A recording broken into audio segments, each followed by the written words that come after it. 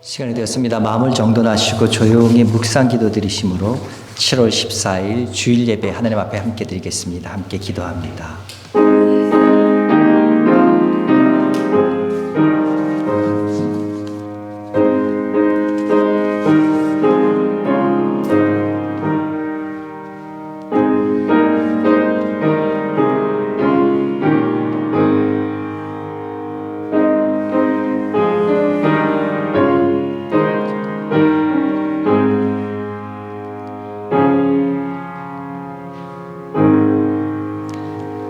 나의 힘이 되신 여호와여, 내가 주를 사랑하나이다.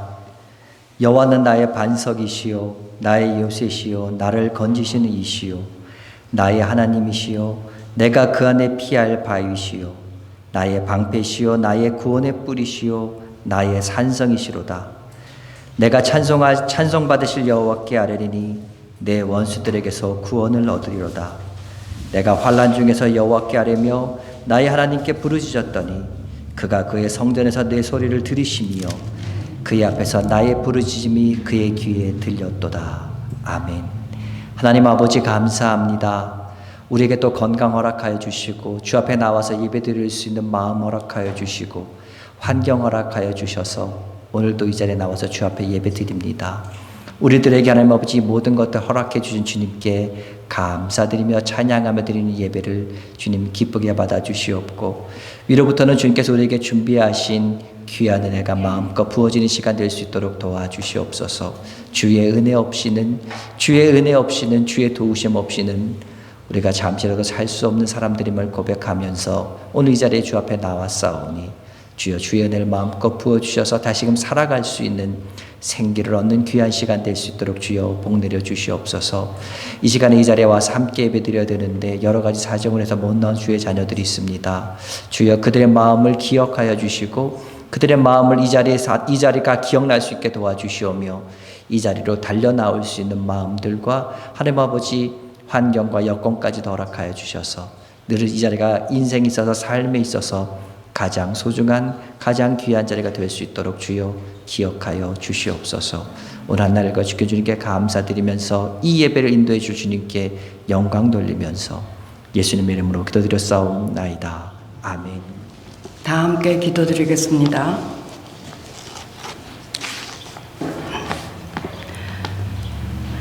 긍휼이 풍성하신 하나님 아버지, 하나님께서 창조해 주신 이 광활로운 우주 속에서 우리는 모두가 한 식구 되어 오늘도 일상에서 나타나시는 하나님과 함께 살고 있다는 엄청난 깨달음을 주신 하나님께 감사드리며 현재도 다스려 가시는 그 능력, 그 영광 또한 같이 나누려 이 자리에 모였습니다.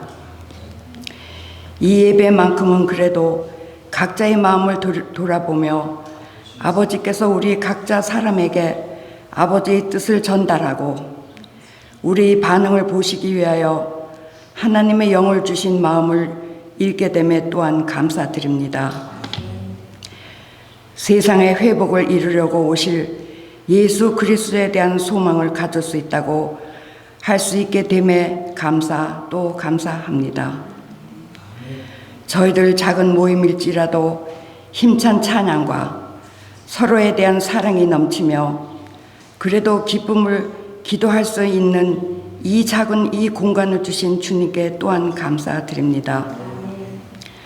한 가정마다 어버이가 있듯이 이 교회를 믿음으로 이끌어 주시는 목사님을 비롯하여 찬양팀 등등 여러 분야로 힘써 애쓰는 분들이 있기에 우리들은 평안을 갖고 무작정 맡기며 기도만 할 수 있음을 감사합니다. 하나님 아버지, 요즘 세상의 상태는 미쳐 돌아가는 듯한 인상을 줍니다. 사람의 속성이 짐승의 모습으로 나타나기도 합니다. 주님의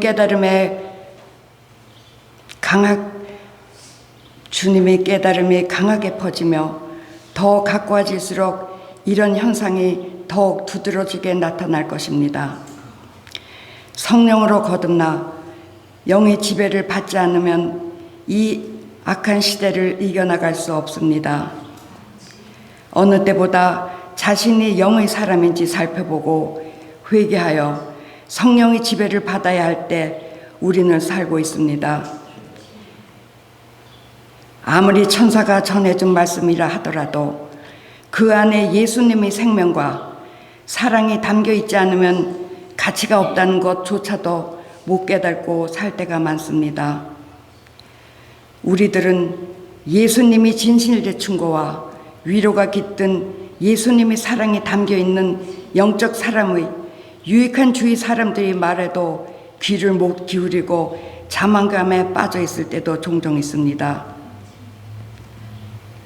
배부르고 등이 따스할 때가 아닌 못 먹고 헐벗었을 때, 그리고 위기의 환경에 처했을 때만 주님을 찾지는 않는가 두렵습니다.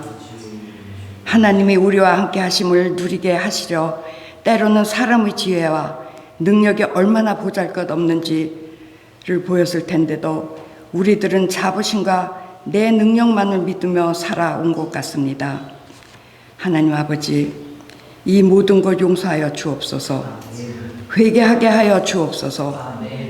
이 자리에 참석지 못한 모든 분들, 저들마다의 기도의 제목들이 있을 겁니다. 그들의 기도를 들어주시어 진정으로 하나님의 아들, 딸로서 기쁨을 맛보며 더욱더 성령님께 함께하는 삶들 되게 하여 주시옵소서. 저희들이 발음의 기도가 아주 미약할지라도 이 세계를 위함의 기도며 사랑의 기도가 되게 하여 주시옵소서. 하나님 아버지, 전쟁과 재난 또는 지금도 헐벗음에 고통에서 지내는 아버지 자녀들을 돌보시어 저들에게 하나님의 평안함을 느끼게 하여 주시옵소서. 이 모든 말씀 예수 그리스도의 이름으로 기도드렸사옵나이다. 아멘.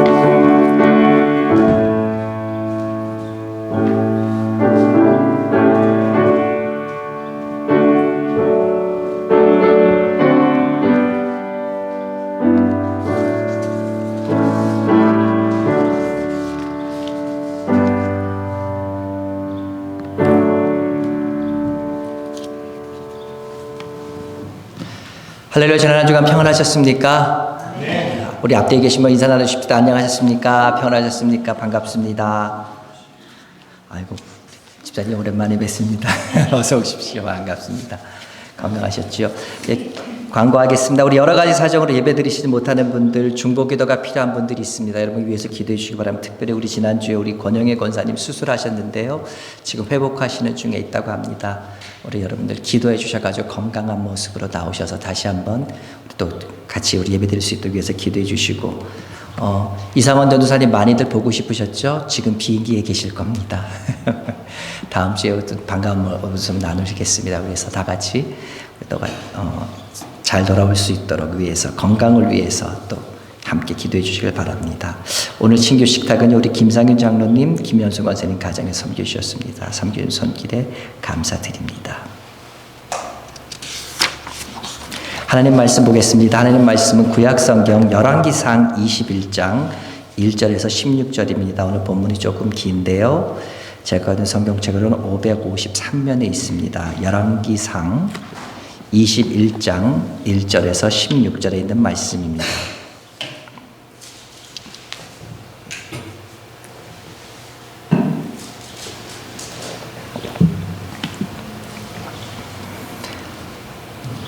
구약성경 553면 열왕기상 21장 1절에서 16절 말씀입니다. 제가 봉독합니다. 그 후에 이 일이 있으니라. 이스라엘 사람 나봇에게 이스라엘의 포도원이 있어 사마리아의 왕 아합의 왕궁에서 가깝더니 아합이 나봇에게 말하 이르되 내 포도원이 내 왕궁 곁에 가까이 있으니 내게 주어 채소밭을 삼게 하라. 내가 그 대신에 그보다 더 아름다운 포도원을 내게 줄 것이요 만일 내가 좋게 여기면 그 값을 돈으로 내게 주리라. 나봇이 아합에게 말하되 내 조상의 유산을 왕에게 주기를 여호와께서 금하실지로다 하니 이스라엘 사람 나봇이 아합에게 대답하여 이르기를 내 조상의 유산을 왕께 줄 수 없다 하므로 아합이 근심하고 답답하여 왕궁으로 돌아와 침상에 누워 얼굴을 돌리고 식사를 아니하니 이에 그의 아내 이세벨이 그에게 나아 이르되 왕의 마음에 무엇을 근심하여 식사를 아니하나이까. 왕이 그에게 이르되 내가 이스라엘 사람 나봇에게 말하여 이르기를 내 포도원을 내게 주되 돈으로 바꾸거나 만일 내가 좋아하면 내가 그 대신에 포도원을 내게 주리라 한즉 그가 대답하기를 내가 내 포도원을 내게 주지 아니하겠노라 하기 때문이로다. 그의 아내 이세벨이 그에게 이르되 왕이 지금 이스라엘 나라를 다스리나이까. 일어나 식사를 하시고 마음을 즐겁게 하소서. 내가 이스라엘 사람 나봇의 포도원을 왕께 드리리다 하고 아합의 이름으로 편지들을 쓰고 그 인을 치고 봉하여 그의 성읍에서 나봇과 함께 사는 장로와 귀족들에게 보내니 그 편지 사연에 이르기를 금식을 선포하고 나봇을 백성 가운데 높이 앉힌 후에 불량자 두 사람을 그의 앞에 마주 앉히고 그에게 대하여 증거하기를 내가 하나님과 왕을 저주하였다 하게 하고 곧 그를 끌고 나가서 돌로 쳐 죽이라 하였더라. 그의 성읍 사람 곧 그의 성읍에 사는 장로와 귀족들이 이세벨의 지시 곧 그가 자기들에게 보낸 편지에 쓴 대로 하여 금식을 선포하고 나봇을 백성 가운데 높이 앉히매 때에 불량자 두 사람이 들어와 그의 앞에 앉고 백성 앞에서 나봇에게 대하여 증언을 하여 이르기를 나봇이 하나님과 왕을 저주하였다 하며 무리가 그를 성읍 밖으로 끌고 나가서 돌로 쳐 죽이고 이세벨에게 통보하기를 나봇이 돌에 맞아 죽었나이다 하니 이세벨이 나봇이 돌에 맞아 죽었담을 듣고 이세벨이 아합에게 이르되 일어나 그 이스라엘 사람 나봇이 돈으로 바꾸어 주기를 싫어하던 나봇의 포도원을 차지하소서. 나봇이 살아있지 아니하고 죽었나이다.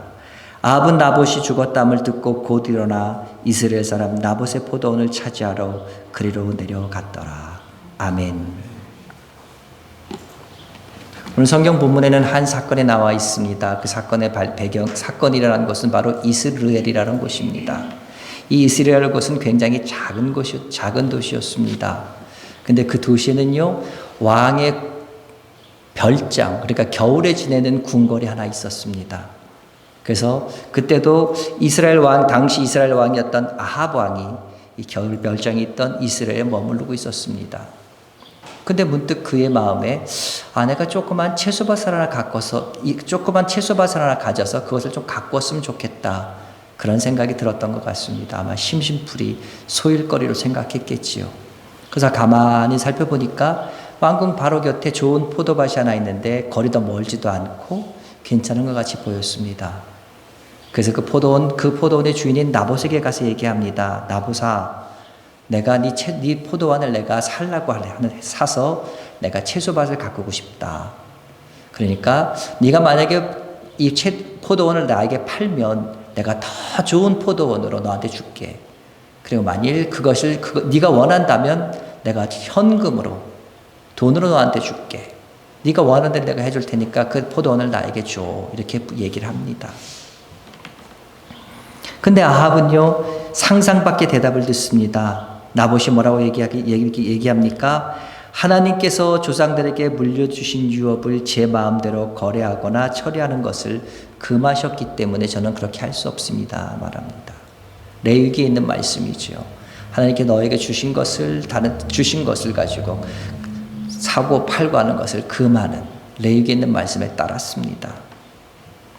근데 이 일은 아합을 근심하게 만들고 답답하게 만들어서 마침내 그는 급기야 침대에 돌아 누워서 식음을 전폐합니다. 침대에 그냥 누운 것이 아니에요. 돌아 누웠다는 거야. 아마 벽을 보고 돌아 누웠다는 말이겠죠. 이 말은 나는 다른 사람들 만나기 싫다, 얘기하기 싫다. 마치 어린아이들이 삐졌을 때 벽 돌아보고 서서 누워있는 것처럼 아합이 굉장히 유치한 반응을 보입니다. 이때 누가 등장합니까? 성경에 나오는 가장 악한 여자 이세벨이 등장합니다. 아합 왕의 부인이었죠. 그래서 묻습니다. 아니 무슨 일이 있길래 당신이 이렇게 식음을 전폐하고 벽을 보고 이렇게 돌아 누워서 있습니까? 얘기합니다. 이 말을 들은 아합 왕은요, 지금까지 되어진 일들 이러이러해서 저러저러해서 내가 그렇게 했는데 그가 그것을 거절했다. 이런 말들은 다 생략한 채 딱 그 얘기만 합니다. 내가 나봇에게 그 땅을 나에게 팔거나 나한테 달라고 했는데 그가 그걸 거절했다. 왜 그랬는지 그 이유는 이제 설명하지도 않습니다. 그냥 단지 내가 갖길 원했는데 그가 거절했다. 이 말을 들은 이세벨은 얘기합니다. 왕이 지금 이스라엘 나라를 다스리나이까? 왕이 지금 이스라엘 나라를 다스리나이까? 무슨 말입니까? 당신이 지금 이스라엘 왕이 맞긴 맞습니까? 당신이 지금 이스라엘 나라를 다스리는 사람이 맞긴 맞습니까? 이런 말이지요. 그리고 얘기합니다. 일어나서 식사하십시오. 제가 그 땅을 당신께 드리지요. 그 다음에 그는 이스라엘에 있는 장로들과 귀족들에게 편지를 씁니다. 그리고 재판을 열게 하고 나봇을 데려다가 높은 곳에 앉히라고 합니다. 왜냐하면 높은 곳에 앉아 있으면 그 재판장에 빠질 수가 없기 때문에 높은 곳에 앉히라고 합니다. 그리고는요, 높은 곳에 앉아 있는 나봇을 표적을 삼아서 두 명의 불황자들이라고 말하고 있죠. 불량배라고 말하고 있죠. 쉽게 말하면 건달 같은 사람들이죠. 그 사람들을 시켜서 거짓 증언을 하게 합니다. 나봇이 하나님을 저주하고 왕을 저주하는 걸 내가 봤다, 들었다. 그 말을 듣곤 돌로 쳐서 죽이라. 이렇게 모든 시나리오를 짜서 보냅니다. 그 말을 듣고 받았던 사람들, 그들은 그대로 행합니다. 그 다음에는요, 이 편지에 써있던 글자들이 현실에서 그냥 그대로 이루어지는 그 일이 이루어집니다. 열왕기하 9장 26절에 보면은요, 오늘 이 사건과 관련해서 하나님께서 말씀하십니다. 나봇의 피와 그 아들들의 피라고 얘기하십니다. 이것을 볼 때 당시 오늘 본문에는 마치 나봇만 죽은 것처럼, 나봇만 돌로 쳐서 죽은 것처럼 되어 있는데요. 하나님께서 나봇과 그 아들들의 피를 같이 언급하시는 걸 볼 때, 이때 나봇과 그의 아들들까지 가족이 같이 몰살당한 것으로 보여집니다. 만약 나봇만 죽었다면 아버님이 돌아가셨으니까 그 아들들이 선조들 대대로 내려온 유산이었던 포도원의 권리를 주장할 수 있었으니까 그랬을 겁니다. 그렇게 나봇과 그 가족들까지 목숨을 다 잃었고 이 소식은 그대로 이사벨에게 전해집니다. 그자 이사벨은 아방에 가서 얘기합니다. 나봇이 죽었습니다. 이제 당신 가서 그 땅을 차지하십시오. 이 말을 들은 아방은 왜 그가 갑자기 죽게 되었는지, 무슨 일이 있었는지 그런 연고는 묻지도 않습니다. 묻지도 않고 따지지도 않고 누워있던 아방은 그 자리에서 벌떡 일어나서 그가 원했던 그 땅을 차지하기 위해서 이스라엘로 즉시 내려갔다라고 오늘 본문은 기록하고 있습니다. 오늘 우리 사건은 보통 아방의 무능, 아방에 대해서, 그 다음에 이세벨이 얼마나 악한가, 이런 것들을 얘기할 때 많이 등장하는 대표적인 어떤 사건이고 얘기들입니다.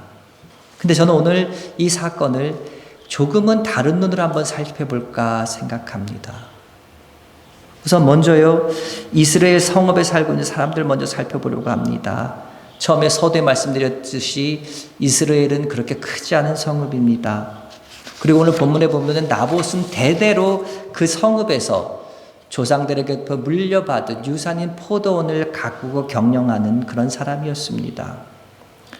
그러니까 그 지역 장로들, 귀족들, 쉽게 말하면 그 지역 유지들이겠죠. 유지들은 이 가족의 역사에 대해서, 그리고 그 나봇의 사람 됨됨에 대해서 모를 리가 없습니다. 성읍이 작고 그들이 토박이었기 때문에. 그런데 이들은요, 이사벨의 편지를 받게 되자 어떤 의구심이나 어떠한 불만도 갖지 않은 채 한자도 틀림없이 이세벨이 말한 그대로 실행해 나갑니다. 그 마을을 대표하는 장로들이라면, 귀족들이라면, 유지들이라면 적어도 영적이고 도덕적인 책임을 가지고 있는, 우리들이 말하면 노블리스 오블리제까지는 안 갈지라도 어떤 다른 사람에게 귀감이 되어야 되는 지도자적인 사람들입니다. 그런데 그들은요, 아무런 질문, 아무런 의심, 아무런 반항도 하지 않습니다. 그냥 그대로 악한 계획을 그대로 실행하는 선두자리에 섭니다.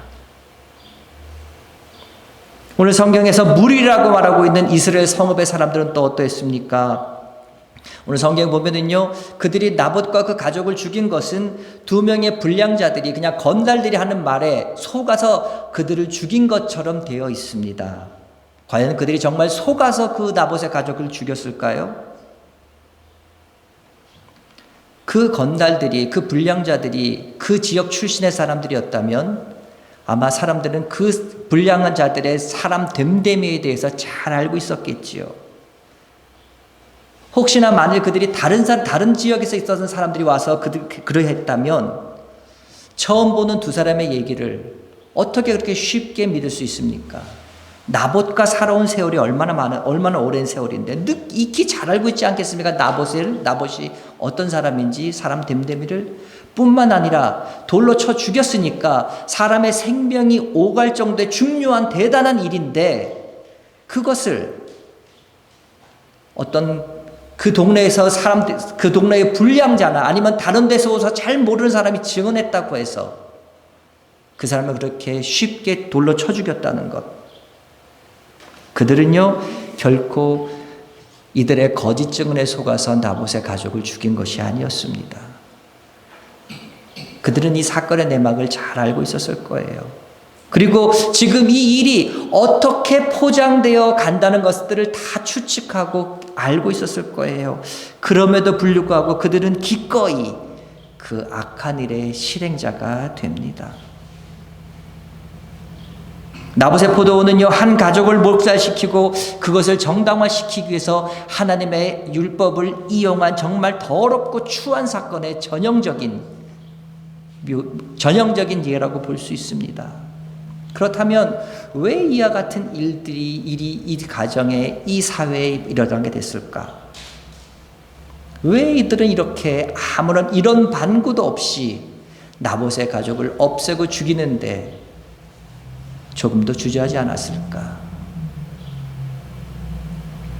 답부터 제가 먼저 말씀드리고 간다면은요, 그것은 바로 각자 사람들 마음속에 있었던 집착 때문에 그러했습니다. 그들에게 어떤 집착이 있었습니까? 먼저 아합부터 볼까요?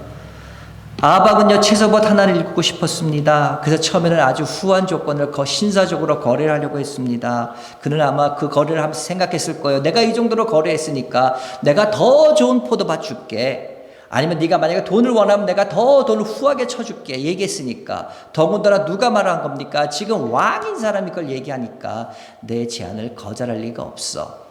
이런 생각을 가졌겠지요. 근데 의외입니다. 나봇이 그 제안을 거절합니다.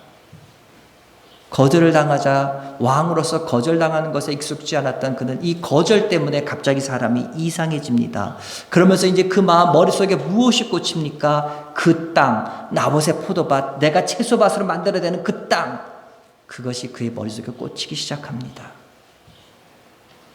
이 세상에 채소밭을 가꿀 수 있는 곳이 나봇의 포도원만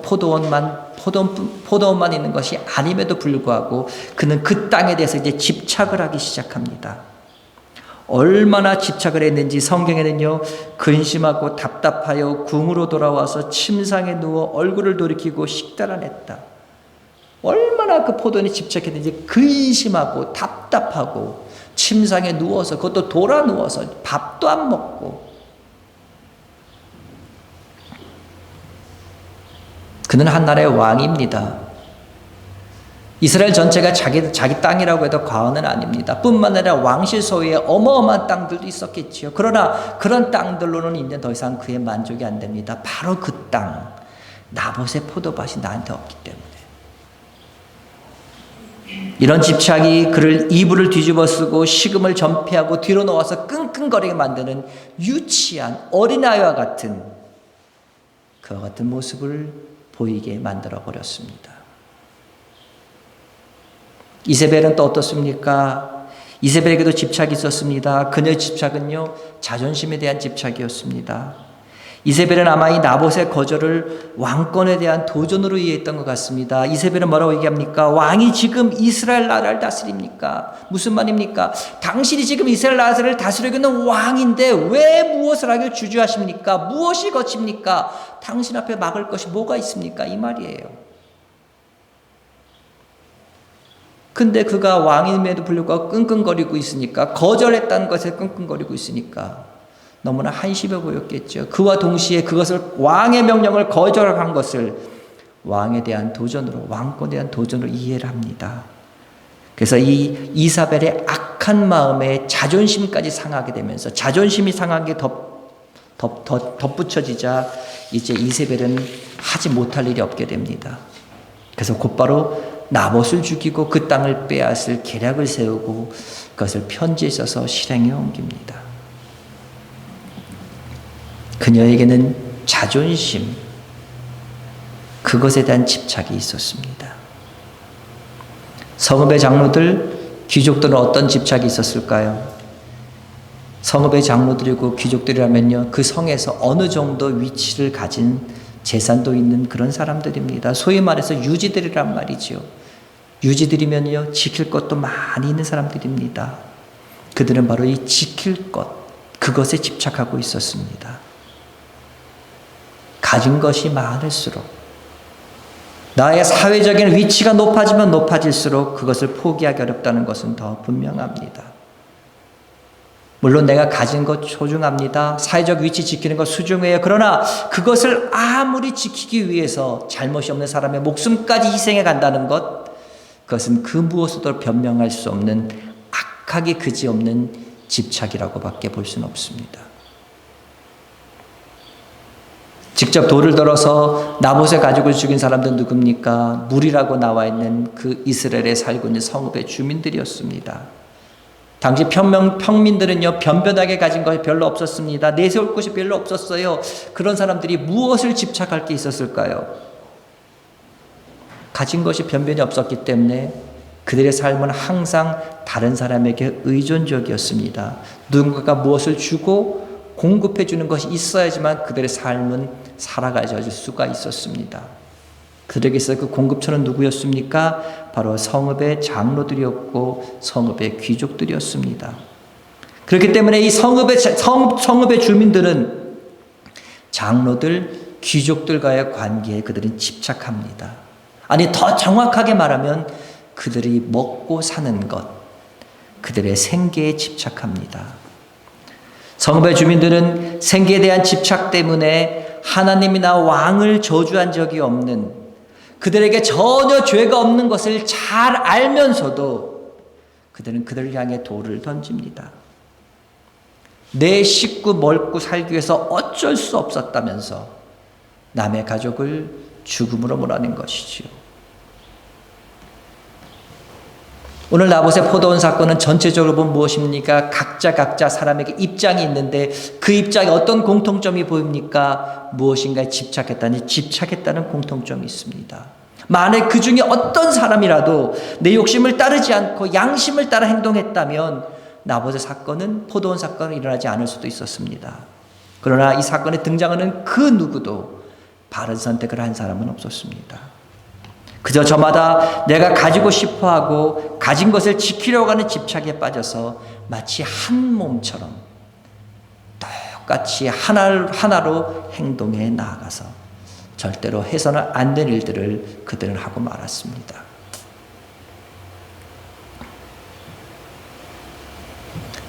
나와 있는 모든 사람들이 다 집착에, 그들이 가진 것들, 그들이 누리고 있는 것에 대한 집착에 빠져 있었다면 나봇은 그 집착을 이겨낸 사람이었습니다.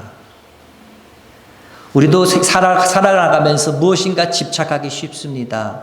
그렇기 때문에 우리가 이 집착하지 않은 삶을 살기 위해서는 이 나봇으로부터 우리가 신앙의 원리를 배우는 것이 우리에게 어떤 강력한 방패가 되어줄 수도 있기에 나봇에 대해서 한번 살펴보려고 합니다. 사람이 무엇인가에 지나치게 욕심을 내고 집착을 보이는 이유는요, 단순히 그것을 영구하게 소유하고 지키려는 그 마음도 있지만 그것이 다는 아닙니다.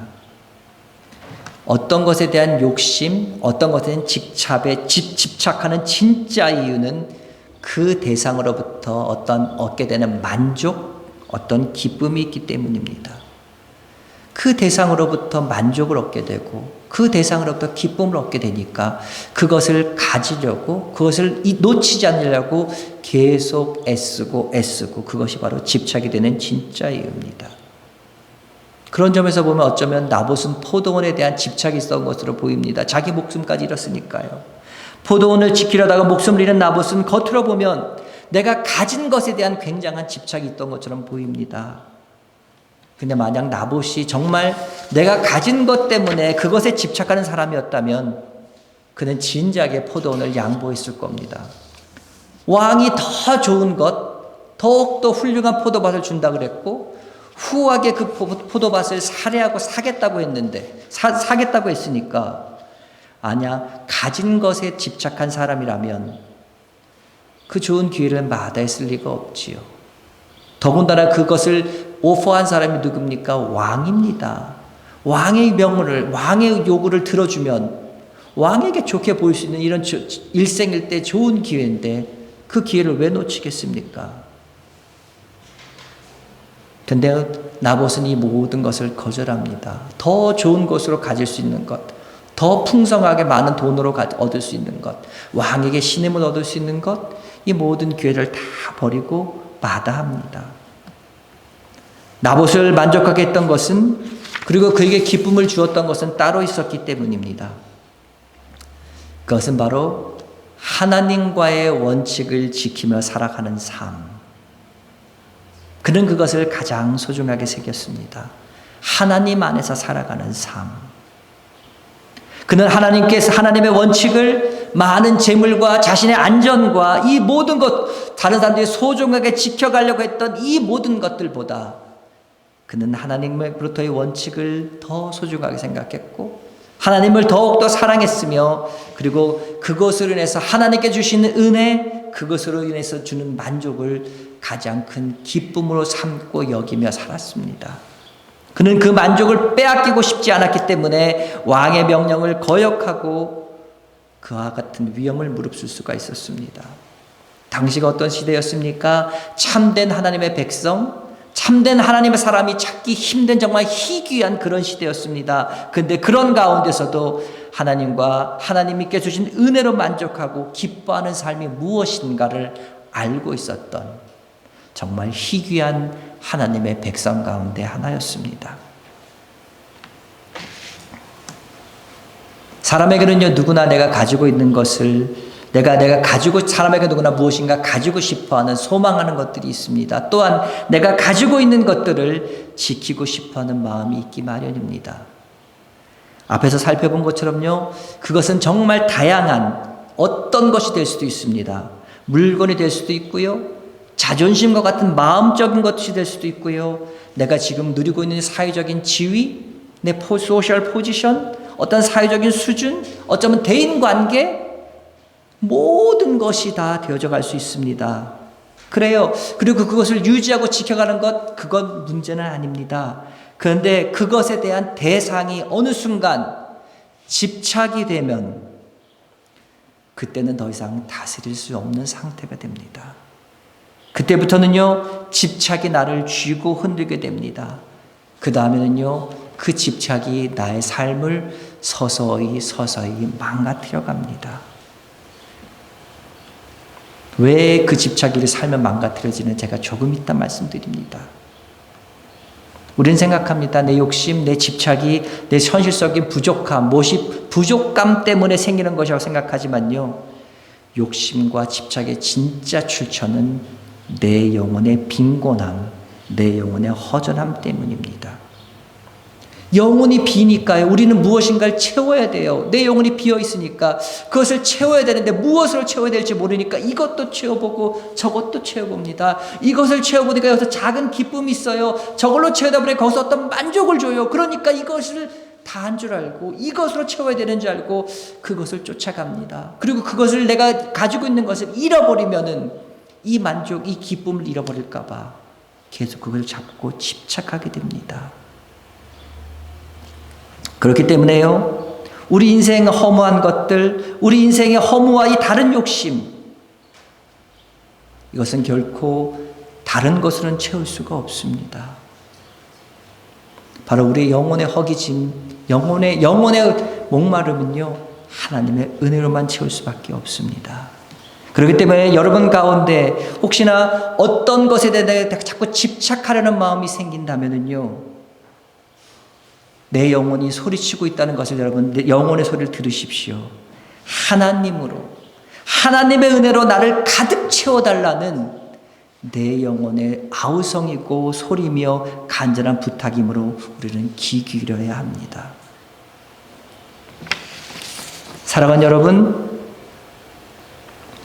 우리가 하나님과 하나님께 주시는 은혜가 주는 만족을 모르고 그것을 누리는 기쁨과 감격을 모른다면 우리는 결코 우리의 욕심을, 우리의 집착을 다스릴 수 없습니다.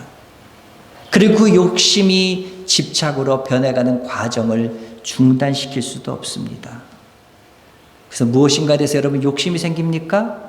그것에 대해 자꾸 집착하게 됩니까? 그럴 때마다 여러분 기억하십시오. 아, 내 영혼이 비었구나. 아, 내 영혼이 목마르구나. 내가 하나님의 은혜를 채우지 못해서 내가 이렇게 헛헛하고 이렇게 허전하구나. 내 영혼의 경고등이 켜졌다고 생각하시고 눈에 보이는 것이 아니라 하나님과 하나님의 은혜로 그것을 채울 수 있는 여러분 되시기 바랍니다. 그 두 가지로요, 여러분의 영혼을 채우기 위해 애쓰고 노력하시기 바랍니다. 여러분, 말씀 열심히 읽으십시오. 여러분, 기도 열심히 하십시오. 내 영혼을 채울 수 있는 방법이에요. 말씀 읽고 기도하세요. 시간을 내서 기도하십시오. 내가 이제 눈이 침침해서 말씀을 잘 못 읽으시겠다고요? 인터넷 보시면은요, 듣는 성경들 엄청 많이 있어요. 그걸 틀어놓고 계속 들으세요. TV, 인터넷이요, 우리들에게 많은 유익을 줄 수 있는, 우리가 좋은 것이 뭔지 아십니까? 집에서 나의 영혼을 채울 수 있는 내 신앙생활을 할 수 있다는 거예요. 인터넷 좋은 방송 많아요. 여러분들 이상한 이단이나 이상한 방송을 들을 수 있으니까 검증된 좋은 방송만 들으세요. CBS 좋잖아요. 뭐 CTBS. 인터넷 방송 들어놓고 틀고 계속 들으시면서 말씀을 채워가세요. 일부러 시간을 내서 말씀을 읽고 성경을 읽고 기도하고 말씀을 듣고 하시란 말입니다. 내 몸이 아프고 어디가 부족하면은요, 내 시간을 내서 의사를 찾아가서 어포인트먼트하고 의사를 찾아가서 만나시면서 내 영혼이 아프고 내 영혼이 힘들다고 외치고 있는데 왜 이 영혼을 위해서 여러분들 시간을 따로 내지 않으십니까? 내 영혼이 아플 때 만날 수 있는 분은 하나님밖에 없습니다. 내 영혼이 헛헛할 때 그것을 채울 수 있는 분은 하나님의 은혜밖에 없습니다. 하나님의 은혜를요, 사모하는 마음으로 기도하면서 말씀 보면서 하십시오. 맨날 그 말씀이 똑같은 말씀 같다고요? 아니요. 여러분이 사모하는 정도에 따라 그 말씀은 여러분에게 꿀송이가 될 수도 있고 여러분에게 아무것도 아닌 글자가 될 수도 있습니다. 사모하는 마음으로, 하나님, 주의 은혜를 받지 않고 내가 살 수 없어요. 주의 은혜를 받지 않고 내가 견딜 수가 없어요. 내 영혼이 지금 죽어가고 있어요. 하나님, 나에게 은혜 주세요. 사모하는 마음으로, 간절한 마음으로 말씀 듣고 기도하십시오. 주께서 놀라운 은혜로 여러분을 소생시키시고 회복시키실 겁니다. 그런 가운데 우리의 욕심과 집착은요, 우리의 참된 영혼을, 영적인 만족을 채울 수 있는 기쁨으로 넘치는 그 은혜가 우리 가운데 충만하게 임하게 될 것이며, 하나님께서 우리의 마음과 영혼을 그분의 은혜로 채워주시는 그 지극한 복을 알고 누리게 되는 그 수준에 우리가 오르게 될 겁니다. 하나님께서 주시는 그 기쁨, 그 은혜를 누리면요,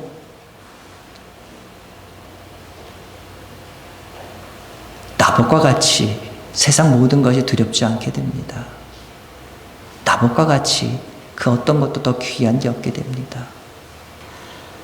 바라기는 나봇과 같은 하나님의 은혜를 알 수 있는, 나봇과 같이 하나님의 은혜를 경험할 수 있는 모든 주의 자녀들 되시기를 주 이름으로 간절히 축원합니다. 기도합니다. 하나님 아버지, 감사합니다. 오늘 성경을 통해 나봇을 통해 또 하나님의 은혜를 구합니다. 세상적으로 볼 때, 사람 눈으로 볼 때는 정말 불쌍하게 일가족이 몰살될 가정이지만 그가 하나님의 은혜를 알고 하나님께 주시는 그것을 알았기에 세상 그 어떤 것과도 바꾸지 않고 하나님 그것을 따라갔던 것을 보게 됩니다. 하나님, 우리가 혹시 세상 살아나가면서 다른 것을 바라면서 다른 것에 욕심을 내고 다른 것에 집착하고 있는 것 아닌가 다시 한번 돌아보게 됩니다.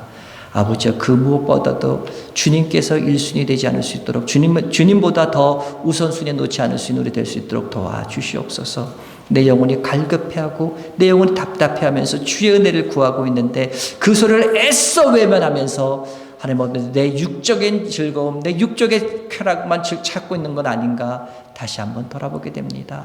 하나님 아버지, 바라고 원하기는 우리의 영혼이 목마르고 우리 영혼이 헛헛하고 우리 영혼이 갈급할 때에 주께서 주시는 귀의 은혜를 하나님 그것을 채워감으로 말미암아 위로부터 주시는 평안, 위로부터 주시는 기쁨, 위로부터 주시는 만족함이 늘 넘치는 귀한 삶들 살아갈 수 있는 주의 자녀들 될 수 있도록 주여 복내려 주시옵소서. 하나님 아버지 바라고 원하옵기는 우리 성도들이 이 영혼이 늘 언제나 푸른 초장 가운데 맑은 샘 가운데 풍족한 정말 쉼이 있는 귀한 매일매일 삶들 누려갈 수 있는 주 안에서 쉼이 있는 매일매일 삶들 누려갈 수 있는 주의 자녀들 될 수 있도록 주여 인도하여 주시옵소서. 예수님의 이름으로 기도드렸사옵나이다. 아멘. 기도하겠습니다. 주가 항상 계셔 내 마음속에, 주가 항상 계셔 기쁘다. 주 나의 마음에 계셔 위로하시네. 어찌 내가 주를 떠나 살까. 아멘. 우리 주 예수 그리스도의 은혜와 하나님 아버지 그 크신 사랑하심과 성령님의 감화감동 위로 교통 역사 충만케 하심이 이제는 내가 주님으로 인해서 기쁩니다. 내가 주님 바라보면서 만족합니다. 주님과 늘 언제나 교통하며 은혜로 살기를 원합니다. 다짐하며 나가는 사랑하는 성도들 머리 위에, 그리고 오늘부터 시작되는 일주일 동안의 삶들 순간순간들 위에 이제부터 영원토록 함께 있을지어다. 아멘.